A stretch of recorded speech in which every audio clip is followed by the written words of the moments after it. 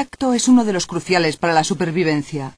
El tacto tiene dos propósitos: mejora nuestra vida y actúa como sistema de alarma natural del cuerpo.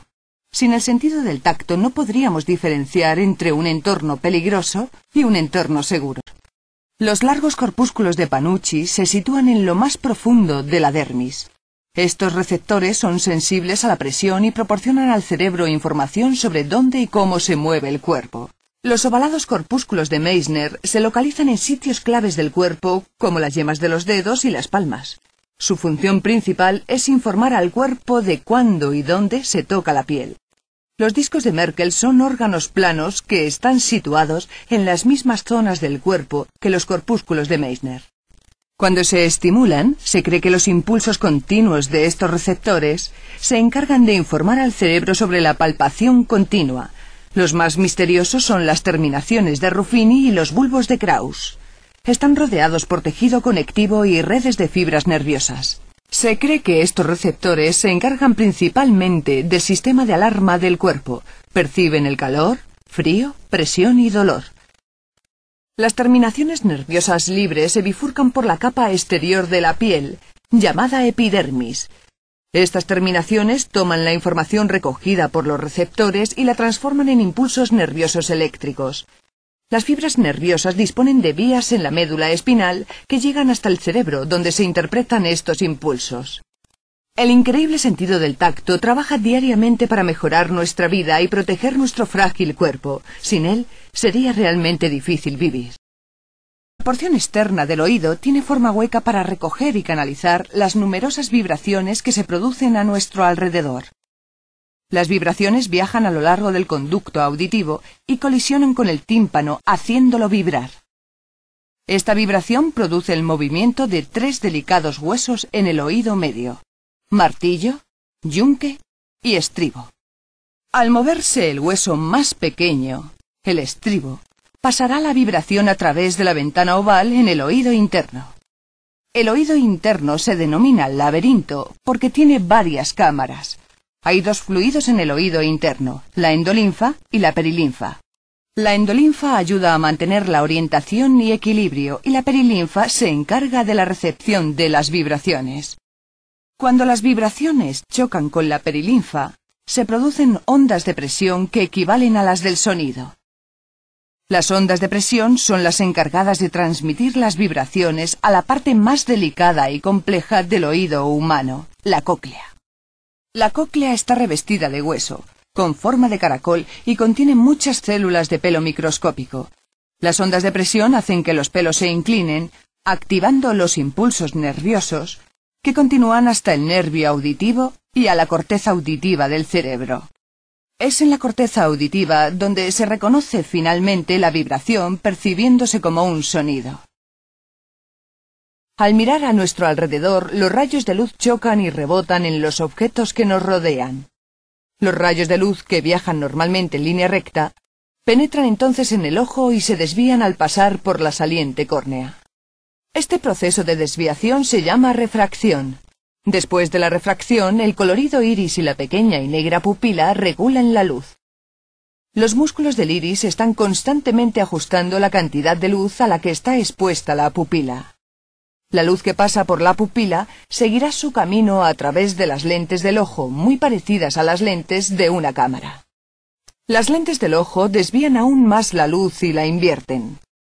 Las lentes enfocan la luz del objeto al fondo del ojo, sobre una capa de nervios que forman la retina. Esta toma la luz y forma una imagen invertida y hacia abajo.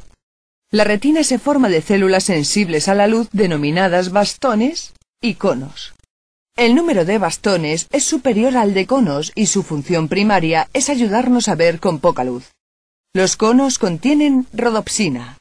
Esta es la sustancia responsable de los colores y los detalles que vemos. La retina transforma la imagen en impulsos eléctricos que viajan a través de los nervios ópticos y sobre el quiasma óptico. El quiasma tiene forma de X y permite que los impulsos viajen al lado opuesto del cerebro en las cintillas ópticas.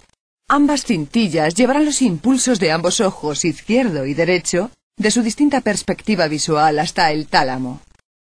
En el tálamo los impulsos se encontrarán con nervios que los transportarán a la corteza visual del cerebro. Las perspectivas visuales del ojo derecho e izquierdo se unen creando una imagen con forma clara y tridimensional.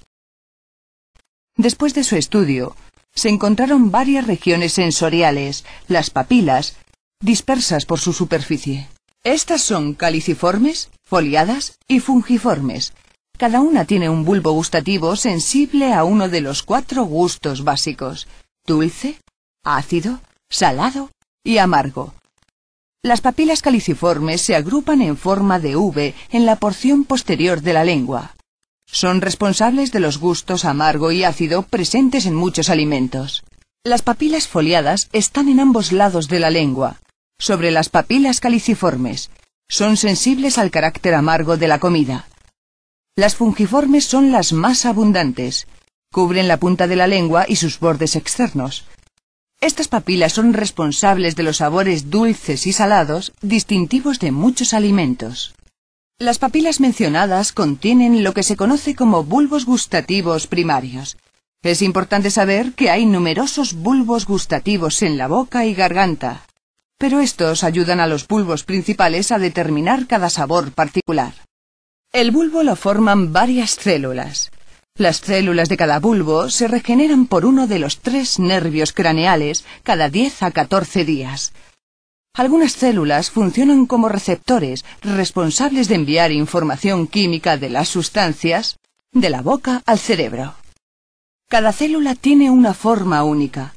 La química específica del alimento debe coincidir con la forma del receptor para enviar una señal al cerebro. Este es el principio de cerradura y llave. La señal de la célula receptora viajará desde el nervio hasta uno de los 3 nervios craneales. Atravesará el sistema nervioso central, donde las regiones del encéfalo descifrarán la información química, obteniendo un gusto concreto. Es importante indicar que el sentido de la vista y del olfato cooperan para intensificar ese sentido, conocido como el gusto. Cuando olemos para distinguir un olor particular, las moléculas emitidas por la sustancia viajan por el aire. El tamaño de las moléculas influye en el alcance del olor. Las moléculas más ligeras llegarán más lejos. Los científicos llaman a esto volatilidad.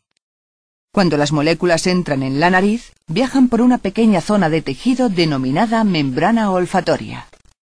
La membrana olfatoria es muy pequeña y está en la parte superior de la cavidad nasal. Está compuesta de tejido amarillo grisáceo y cubierta de gruesa mucosa. En la membrana hay numerosas células receptoras, consideradas prolongaciones del propio cerebro. Se supone que cada célula receptora es sensible a la dimensión de cada molécula en particular. Realizada la asociación entre la molécula y la célula receptora, se crea un impulso nervioso.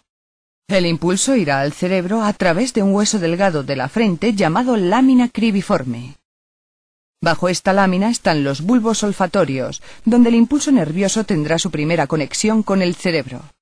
En el bulbo olfatorio hay estructuras llamadas glomérulos.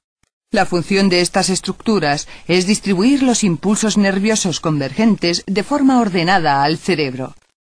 En el cerebro los impulsos se distribuyen a distintas áreas para su descifrado y percepción del olor. Los científicos han determinado que el cerebro humano puede identificar miles de